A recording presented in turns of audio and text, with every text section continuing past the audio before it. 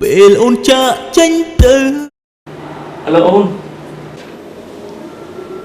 តើអូនមានរឿងអីបានជាអូនជុំអូនអត់មានរឿងអីទេគេធ្វើបាបអូនហ៎អូនអត់មានរឿងអីទេអូនអត់អីទេ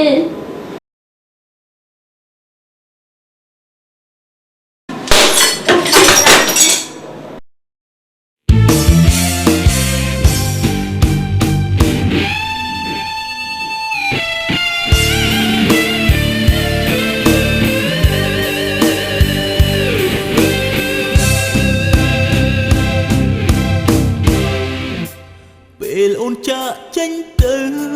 ឆ្ងាយបងផ្ដែផ្ដាំនួនល្អថារងចាំ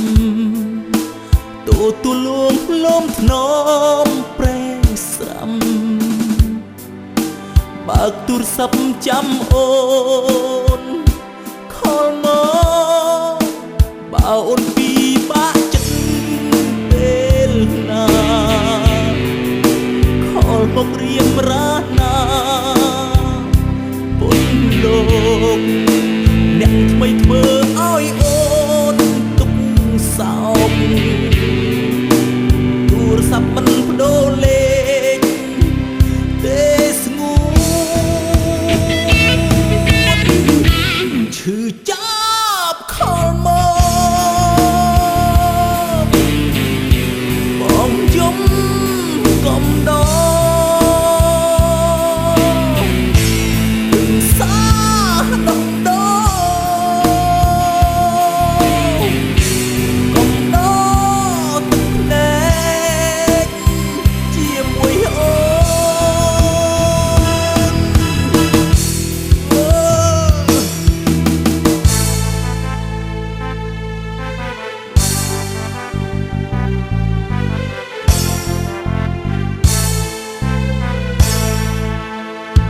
រទូរស័ព្ទ